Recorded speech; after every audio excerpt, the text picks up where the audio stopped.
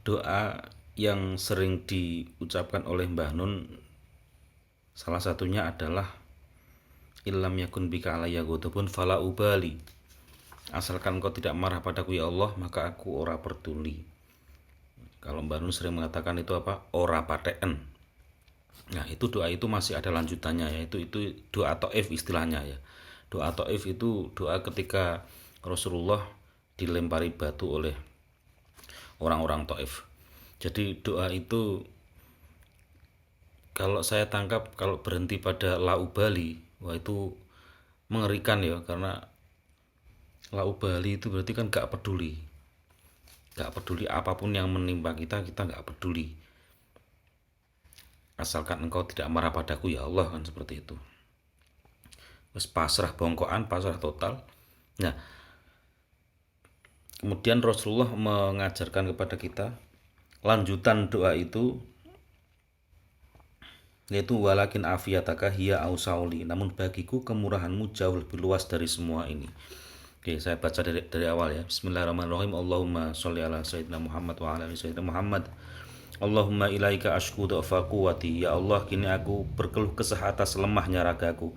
Wa qillata khilati, dan terbatasnya kemampuanku. Wa hawani 'alan nas, serta remehnya diriku di mata manusia. Ya arhamar rahimin, wahai sebaik-baik pemberi kasih sayang. Anta rabbul mustad'afin, engkaulah Tuhan bagi mereka yang tertindas. Wa anta rabbi, dan engkaulah Tuhan pelindungku. Ila mantakilni, kepada siapa engkau serahkan diriku ini. Ila ba'idin yatajahamuni, pada keasingan yang akan melecehkanku. Au ila aduwin malaktahu amri, ataukah pada musuh-musuh yang pasti menumbangkanku. Illam yakun bika alayya ghadabun fala ubali. Illam yakun bika alayya ghadabun fala ubali, jika engkau tidak murka padaku, apapun yang terjadi pada diriku, aku tidak peduli.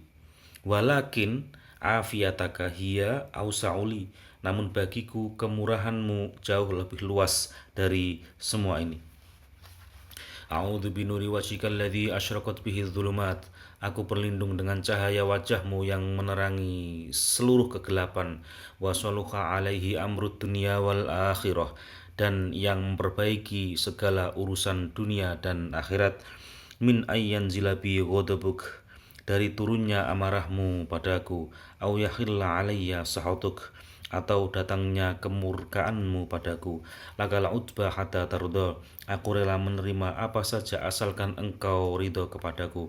Wala haula wala quwata illa bik, dan wala haula wala quwata illa bik, tidak ada daya serta upaya kecuali hanya dengan izinmu. Jadi itu versi lengkap doanya.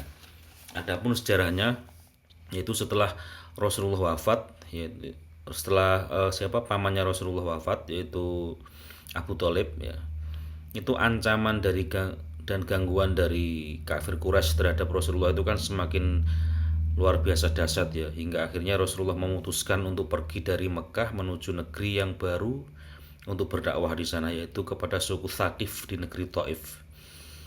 Akan tetapi yang terjadi adalah ketika Rasulullah sampai ke Taif, beliau menerima cacian dan ejekan hingga akhirnya berujung pada pengusiran.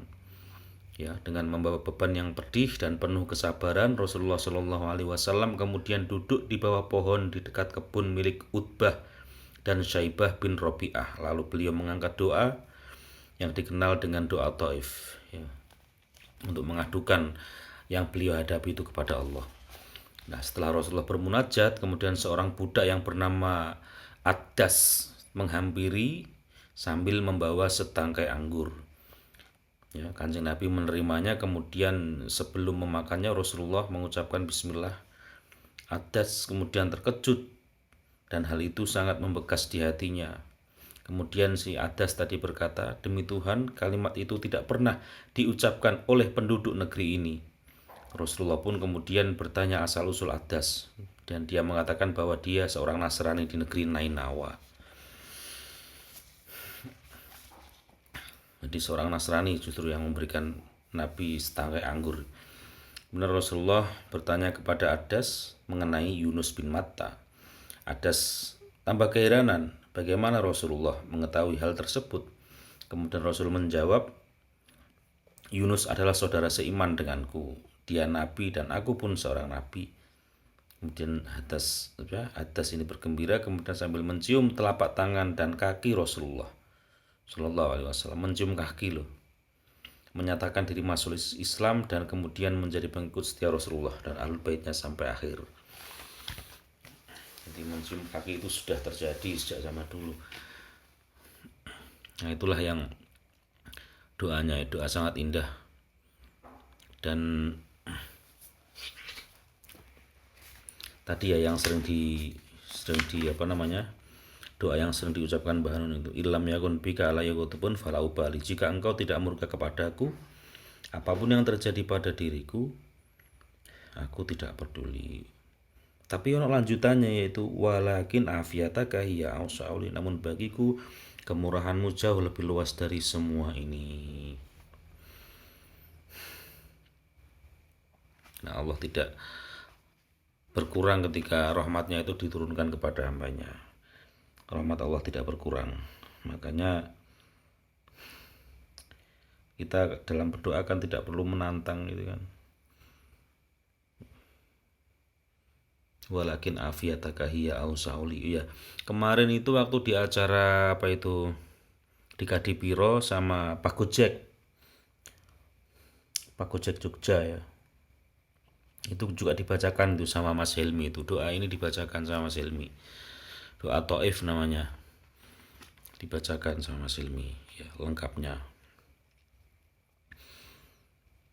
ya, mudah-mudahan bisa nambahi manfaatnya. Karena di Ma'iyah yang tanggal 17 di Mau Cepat Syafaat itu kan juga Mbak Nun mulai detail tentang Ma'iyah, artinya apa, dampaknya bagi dirimu apa, bagi keluargamu apa. Terus kemudian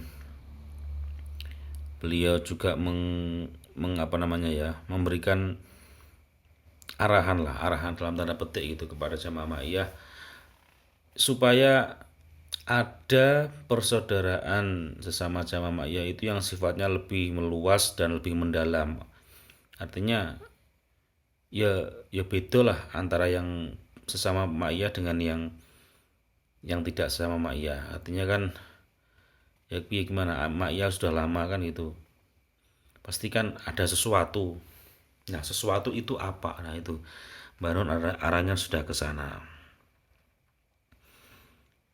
Jadi ya mungkin tidak jauh ya dari yang beberapa kali di konten yang video-video yang saya bikin kemarin, bahwa Mbah Hanun tidak mengajak orang untuk berlomba pinter-pinteran atau berlomba hebat-hebatan ya, tetapi kan yang penting Ma'iyah ini artinya untuk hidup kita apa arti Ma'iyah dalam hidup kita.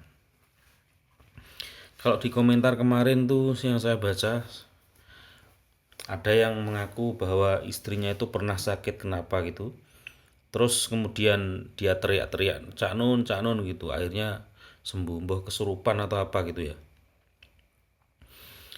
Mungkin ada lagi cerita misalnya dalam hal pekerjaan, ada seseorang mendapatkan beasiswa misalnya dengan syarat membuat sebuah proposal. Nah, dia bingung bikin proposal apa. Proposal itu maksudnya latar belakang penelitian. Terus akhirnya dia bikin tentang jamaah Ma'iyah ya, sebuah penelitian gitu. Akhirnya kemudian mendapatkan beasiswa dan sebagainya. Atau seperti yang diceritakan oleh Pak Suminto kemarin, seorang dosen di mana itu, di UNY itu beliau juga mengaku beberapa kali naik pangkat karena meneliti tulisan-tulisan Cak Nun. Seperti itu.